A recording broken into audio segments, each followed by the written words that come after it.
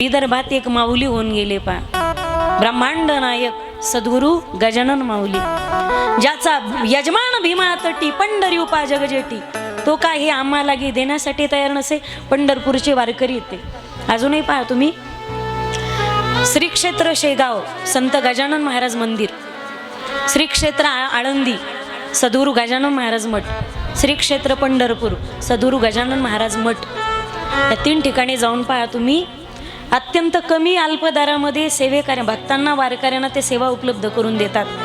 आणि आजही त्या सेवेकऱ्याकडे आरे कार्याची भाषा ते कधीच करत नाहीत. आपल्याला कमी पैशात आम्ही तुम्हाला इतकी सेवा देतोय हे त्याच्या तोंडावरती कधीच रेषा दिसणार नाही तुम्हाला. आलेला वारकरी कसाही असो नाही तर कसाही असो, पण त्याच्याकडे ते माऊलीच या भावनेने पाहतात.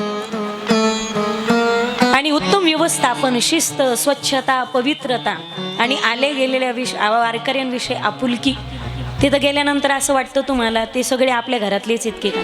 ही आपुलकी फक्त तुम्हाला 3 ठिकाणी पाहायला मिळेल बरं का. श्री क्षेत्र शेगाव, श्री क्षेत्र गजानन महाराज मठ पंढरपूर आणि श्री क्षेत्र आळंदी गजानन महाराज मठ, या ठिकाणी तुम्हाला ही शिस्त, या सगळ्या गोष्टी पाहायला मिळतील. जसा माऊलींची ज्ञानेश्वरी हा ग्रंथ प्रसिद्ध आहे, जगद्गुरु तुकोबारायांची गाथा प्रसिद्ध आहे आणि अलौकिक सुद्धा आहे बरं का. फक्त प्रसिद्ध नाही, अलौकिक सुद्धा आहे. जो उपकार ज्ञानेश्वरीने केला, जितकं प्रेम वारकरी ज्ञानेश्वरी आणि गाथेवर करतात. आजही विदर्भात जाऊन पहा तुम्ही, विदर्भातले सगळे सेवेकरी तेवढं प्रेम गजानन महाराज यांच्या गजानन विजय या ग्रंथावरती करतात. असं म्हणतात, ज्या घरामध्ये गजानन विजय ग्रंथाचं पारायण होतं, ज्या घरामध्ये गजानन महाराजांची नित्य सेवा केली जाते, त्या घरामध्ये कधीच कशाची कमी पडत नाही. ज्या घरामध्ये दररोज एका अध्यायाचं तरी पठण केलं जातं, त्या घरामध्ये महाराजांची सदैव कृपादृष्टी राहते. ज्या घरामध्ये नित्य सेवा होते गजानन महाराजांची अथवा जप होतो, तिथं लक्ष्मीचा वास राहतो. तिथं कधीच कशाची कमतरता पडत नाही. त्या घरामध्ये मुलं सुसंस्कारी जन्माला येतात. त्या घरामध्ये मुलांची प्रगती होते. पती पत्नीमध्ये कधी वाद होत नाहीत. नवरा बायकोमध्ये समतोल टिकून राहतो. घरातली प्रसन्नता टिकून राहते. जसे अनेक ग्रंथांचं महत्व आहे ना, त्यापैकी गजानन विजय ग्रंथ हा अलौकिक आणि तात्काळ फळ देणारा ग्रंथ आहे बरं का. आणि जसं वारकरी संप्रदायामध्ये बंधन नाही पा, म्हणजे असंच या तुम्ही तसंच या, इथं बंधन एक आपलं कशाचं. हरिपाठाला तुम्ही कोणत्या टायमाला येतात, कोण्या जातीचा आलात, आपण हुसकून लावतो का त्याला. नाही माझ्या दादांनो, सकळ असे येथे आहे अधिकार, कलियुगे उद्धार हरीच्या नामे. जसं नामस्मरणाला आपल्याकडे बंधन नाही, अंगोळी न लगे तोंड धुवावे, अंगोळी न लगे तोंड धुवावे, तसं गजानन महाराजाची नित्य सेवा करायची असेल तर त्याला विशेष बंधनं नाहीत आणि नियम नाहीत. पण माणसाने स्वतःला नियमामध्ये बांधून घेतलं पाहिजे. काहीतरी नियम जीवनामध्ये असला पाहिजे. पण नित्य नेमाविन अन्न खाय तोची श्वान, वाया मनुष्यपण भार वाहे तो पहिलं वृषभ. कोणताही नियम नाही, पण आपण स्वतःला नियम घातले पाहिजेत, हे गरजेचं आहे. गजानन विजय ग्रंथाची अलौकिकता आणि एक विशेष महत्व आहे. कधी पंढरपूरला गेलात, राहण्याचा योग आला तर तिथं ग्रंथही उपलब्ध करतात सेवेकरी. त्या मठामध्ये आळंदीला गेलात, पंढरपूरला गेलात, तिथे ग्रंथही उपलब्ध असतात. जाऊन फक्त पारायण करायचं. त्या गाभाऱ्यामध्ये जाऊन ध्यान मंदिर, तिथं ध्यानही करता येतं आपल्याला. जर दररोज गजानन विजय ग्रंथाचं पारायण करता येत नसेल, एक अध्याय तरी वाचावा. एक अध्याय नाही वाचणं झाला आपल्या वाचून, आपल्या क्षण अध्याय नाही वाचणं झाला, निदान गजानन महाराजांच्या स्तोत्राचं तरी पठण करावं. स्तोत्रही तुमच्याकडून नाही झालं, निदान 52 तरी वाचावी. तुमच्याकडून 52 वाचणं झालं नाही तर निदान सद्गुरु गजानन महाराजांची आरती तरी करावी.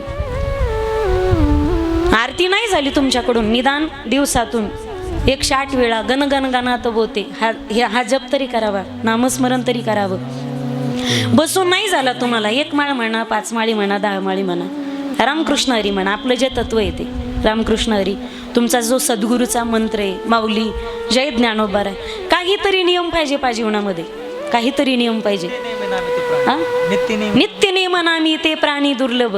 तुम्ही सावरायला म्हणून तर घसरायला आवडतं. नित्य नियम नामी ते प्राणी दुर्लभ, लक्ष्मी वल्लभ तया जवळी.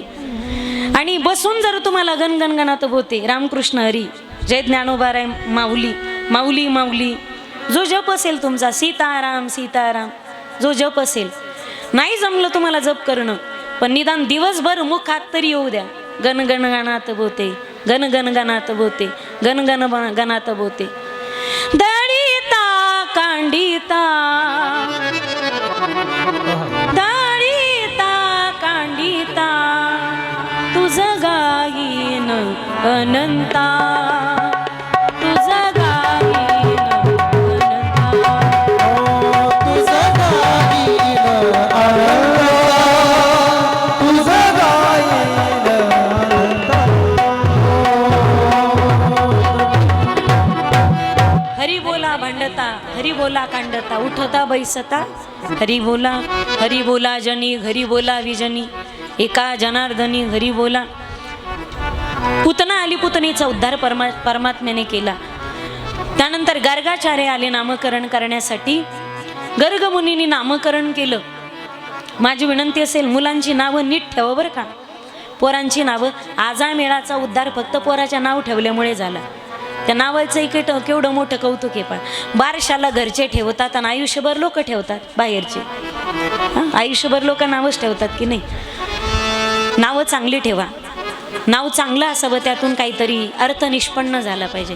हल्ली फॅशन निघली पा, एक बापाचं अक्षर, एक माईचं अक्षर, एक आज्याचं अक्षर, एक आजीचं अक्षर, की यारा, अरे कुछ भी क्या यारा, असं काही बी नाव असतं. त्या नावाला काहीतरी अर्थ असलं पाहिजे का नाही. एका पोराचं नाव होतं ठणठण पाल. इकून तिकून आला का रे ठणठण पाल. त्याचं असं डोकं ठणकायचं. ते बापाकडे गेला म्हणे, काय कळतं का म्हणे तुम्हाला, जगात एवढे नाव आहेत, काय नावच नव्हतं का, काय नाव होतं ठणठण पाल, असं कुठं नाव असतं का म्हणे. बाप म्हणे, आता तू मोठा झाला, मी घुगऱ्या वाटतो, तुला आवडन ते नाव ठेवू आपण. वाटलंच तर डबल बारसं करू, सारा खर्च मी करतो, तुला आवडन ते ठेवू. नावाच्या शोधार्थ निघाला बरं का, विकू नको. नावाच्या शोधार्थ तो निघाला. आणि नावाच्या शोधार्थ निघाल्याच्या नंतर असा रस्त्याने चालला होता.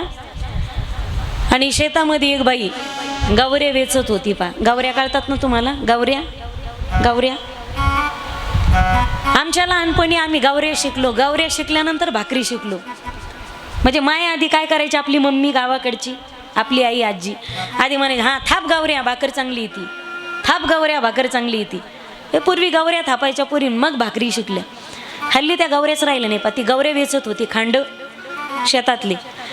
या ठणठणपालने विचारलं, काय नाव आहे तुमचं आई. ती म्हणे लक्ष्मी. म्हणे नाव लक्ष्मी, गवरे वेचायचं काम करते. काम काय करता म्हणे, काय नाही गवरे यायची ती निकी ती. वारे वा म्हणे लक्ष्मी, गवरे यायची ती.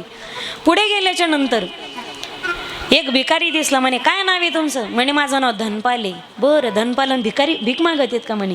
भिकाऱ्याचं नाव धनपाल, हे नाव नाही आवडलं म्हणे, चला पुढं. गेल्याच्या नंतर एक अंतयात्रा चालली होती. रामनाम रामनाम रामनाम. बाकीचं सगळं रात्रीतून बंद होणार आहे. खरं एकच आहे, रामनाम रामनाम. खरंच सत्य आहे ना, खरंच सत्य. बाकीचं सगळं बदलणार आहे बरं का, बदलणार आहे सगळं. म्हणे ना हे काय म्हणे, मेलय कोण नेमकं, आहे अंतयात्रा कोणाची. काय नाही म्हणे, अमरदास नाव आहे याचं, अमरदास मेलेला आहे. हा म्हणे नाव अमरदास आणि माणूस मेला, हेही नाव नाही म्हणे. दिवसभर वैतागला, एकही नाव नाही आवडलं. घरी आला. बाप म्हणे आवडलं का एखादं नाव. तो म्हणे नाव शोधायला निघालो होतो, पण मला एकही नाव नाही, माझंच नाव जरा बरं आहे म्हणे.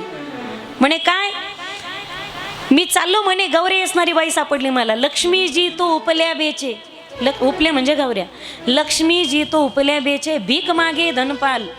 अमरदास तो मर गयो, भलो बेचारो ठणठणपाल. म्हणे माझंच नाव बरं आहे. नाव असं असावं, नाव ल मोठं लक्षण खोटं असं नको बरं का. नावासारखं माणसाने वागलं पाहिजे. बोले तैसा चाले त्याची वंदावी पाऊले.